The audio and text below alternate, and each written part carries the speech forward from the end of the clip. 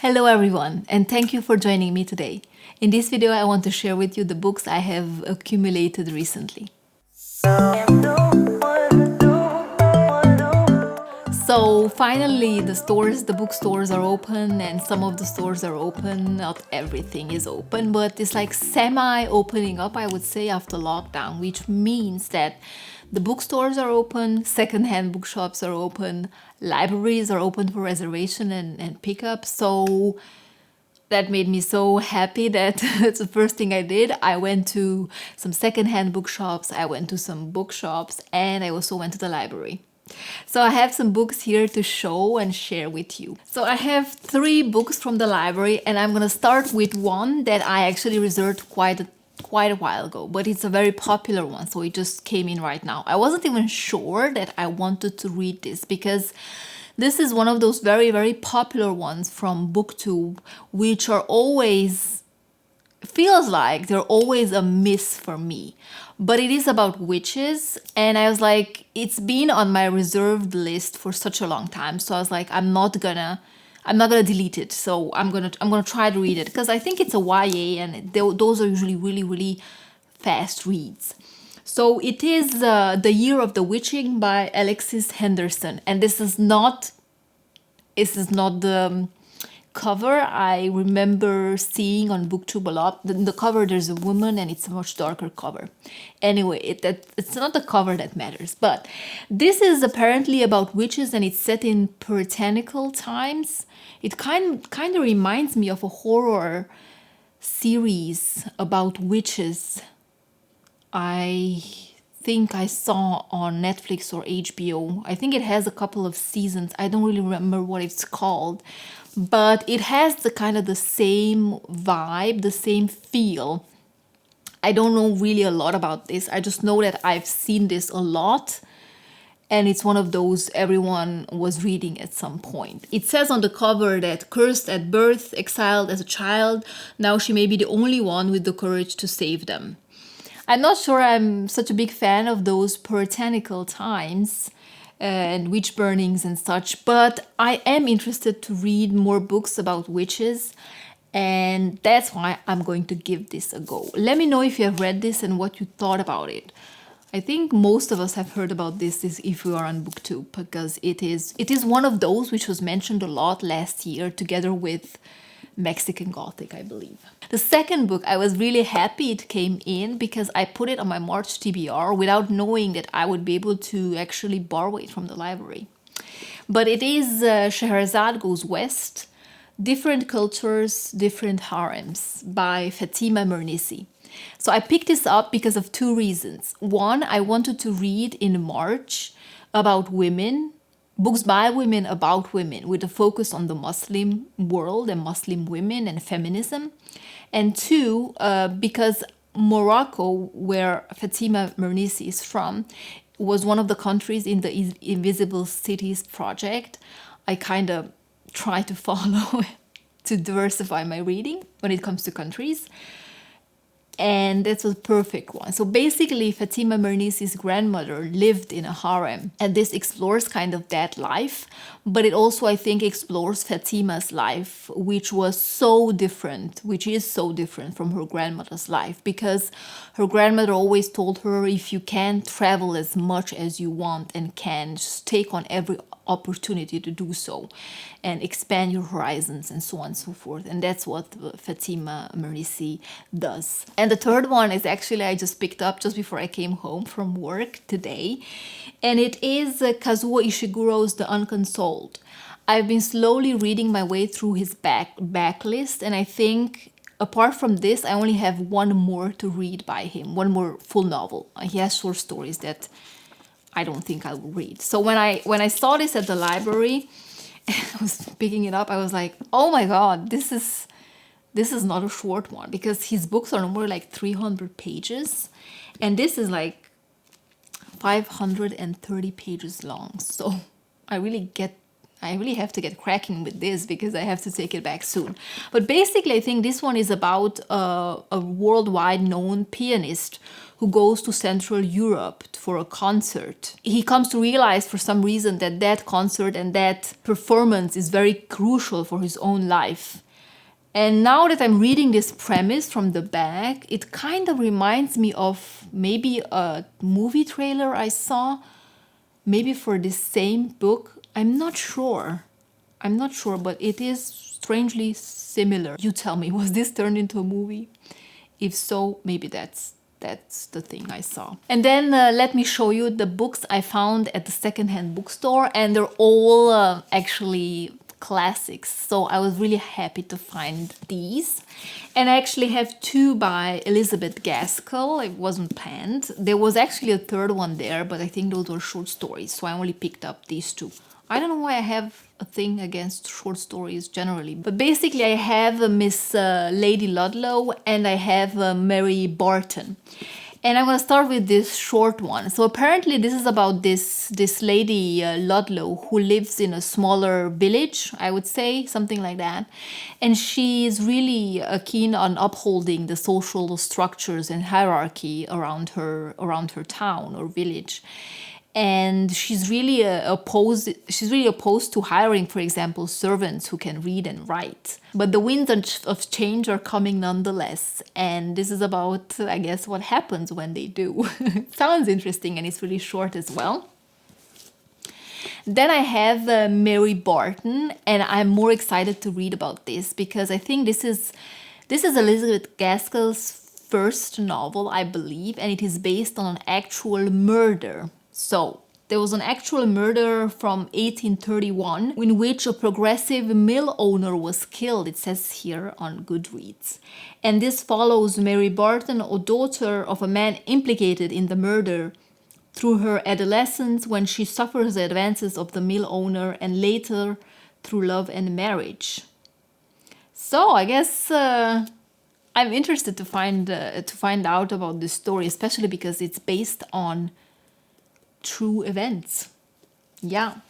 I previously read Wives and Daughters by Elizabeth Gaskell. I really loved it. So, yeah, I'm keen on reading more from her. Then I have a book by Sarah Fielding, The Adventures of David Simple. And apparently Sarah Fielding is the sister of Henry Fielding, and she's one of the earliest English novelists to explore states of feelings in her characters.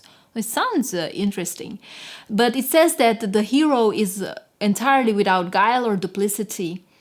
Unguarded against the hypocrisy of the world, he is tricked out of his inheritance and sets out on a quest for a true and honest friend.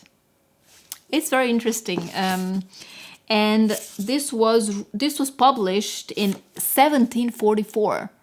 So quite an old classic, and I never heard of this author before. So let me know if you have heard about her or if you have read any of her books. But I'm excited to see how this is gonna go because I'm always a bit hesitant when it's classic from such a long time ago that it's gonna be hard to read. But now I have it, so I have to give it a go. And the last one I have from the bookstore, the secondhand bookstore, is A Clockwork Orange by Anthony Burgess. Burgess, is that how you pronounce it? I don't know. But I've heard about this book some time ago. I think it's one of those classics you see pop up here and there. And I picked this up because it sounded like it was some sort of a sci-fi thing. I'm not really sure. I think the premise of this is also pretty vague. Set in the future where criminals take over after dark, and it follows a boy who is the leader of a gang. And it is written in kind of a slang, so I'm not sure what this is gonna be about. But it feels like it's like a coming of age story, and at the same time it's like rebellion, the youth rebelling against society and wanting freedom. So it sounds interesting, but let's see how it goes. It's also quite short. It's like 150 pages, so I just thought, why not? Why not? And then I have the books I picked up from the bookstore, and the first one of those is Fictions by Jorge Luis Borges. I picked this up as part of my loose plan of reading books from South American authors, And I feel like I've been mentioning this loose plan of mine for a while now, so I probably should film a video about it. But I picked this up as part of my research done for Argentina, and it seemed like Jorge Luis Borges is a must-read if you want to read books by Argentinian authors. He's so highly acclaimed, and I think he was so inspirational for so many other writers around the world and novelists around the world. So his books are kind of like a must, or his short stories, yes, in this case, are kind of like a must read. So I'm excited to give this a go. I've also noticed in my research of Argentinian books and authors that they prefer kind of shorter prose, so short story collections, as opposed to full-length novels. Maybe that's just me, but like in during my research and all the articles I read, there were so many short story collections popping up. And then I'm gonna go with Frank Herbert's Dune. I've been meaning to read this for such a long time, and especially now with the new series coming out, I really want to watch that series when it's out. But first I want to read the book. And then I have another classic by a woman, and it is The Yellow Wallpaper and Other Stories by Charlotte Perkins Gilman. And this sounded interesting because the author was a feminist and very modern for her time. This short story is about this woman who is confined to a room by her husband because of health reasons. And there she has nothing to do but to stare at a yellow wallpaper. This is written at a time, I think in a similar time to where Kate Chopin's The Awakening came out, and that was also quite a shorter novel, or also a short story. I'm not sure if you call that a novel, but it was quite short as well. And that has also very strong feminist motives in it, and I believe her work, Charlotte Perkins Gilman's work, has as well. Well, she was a feminist, so she must write about that in her books. But I just think that it's interesting that at the same time, two very similar novels with similar themes came out. But I guess feminism and women's rights were really at the forefront of what was happening at that time. So I'm interested to get to this. And then I have another classic, and this one is by Gabriel Garcia Marquez, 100 Years of Solitude. So I picked this up because it's a South American classic. And Colombia is C in the alphabet. So I'm slowly going through the South American countries. So I will get to this at some point. But this one is one I've heard about. Of course, you come about this book. If you're a reader, I've heard about this book before, but I was never interested so much in reading it. But now I think it sounds more and more interesting to me because as I was researching books and authors from South America, I found out that that's actually where magical realism as a genre comes from. And this book is described as the book which kind of defined the genre. So basically this is about this family which is torn between the desire for solitude and the desire for love. So it's very vague, and I don't want to know more about it. I'm not sure if really this is going to be for me, because magical realism and me is like, oh, we don't really mix well all the time. Sometimes we do, not always. But I'm willing to give this a go. It's a classic for a reason, so I want to try it. And then I have another classic, and it is Far from the Madding Crowd by Thomas Hardy. So it seems like my bookstore, one of the bookstores I frequent, really likes these editions and really they sell them really at cheap prices. So basically you buy 3 for a certain price, 100 krona, which is very cheap. So I always end up picking up a few. I have Jane Austen's books all in the same edition, apart from Mansfield Park. For the life of me, I can never find Mansfield Park in this edition, and it really bugs me. So now I have it in another edition, but doesn't matter. So I gave Thomas Hardy, and especially this book, I think I tried to read it at some point a few years ago. And I'm not sure, I think it was because of the writing style that I put it down again.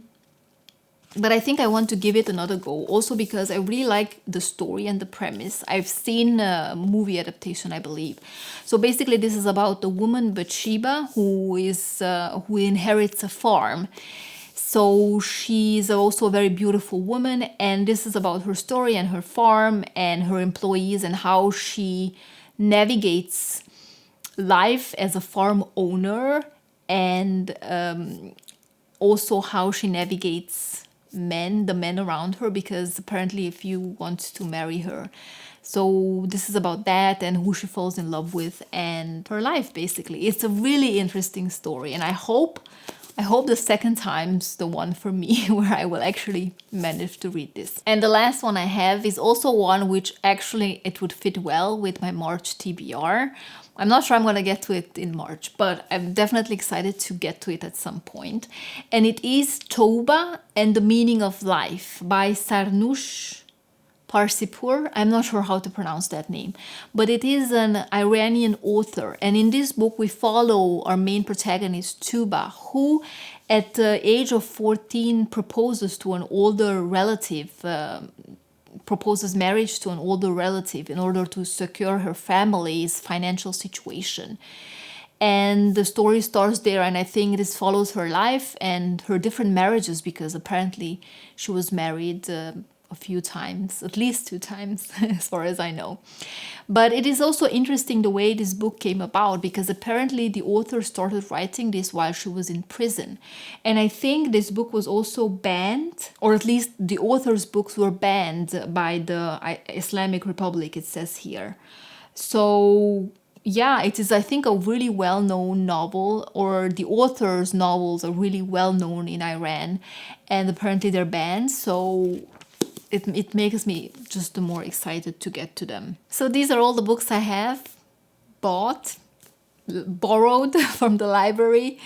I don't know. I was telling myself last year that I should stop buying books, but I just couldn't resist after such a long lockdown where I couldn't really do anything. It's not like I couldn't buy books online, but there's a special thing about buying books in person, I believe. Maybe I'm just too old school. I don't know. But I think now that I went through all of these, I'm most excited about I'm still excited about Scheherazade Goes West, just as I was when I discovered this. I'm also interested to learn about this, especially because of the author and what she must have went through and is going through. But for some reason, Elizabeth Gaskell's Mary Barton sounds also really interesting. Let me know which one of the ones I mentioned you would pick up first. I don't know which one I will. But I do. Actually do, because this one's on my TBR. So this is the one I'm picking up first. Afterwards, I don't know. Time will tell. But I guess this is where I will leave you today. Thank you very much for watching, and I will see you soon. Bye.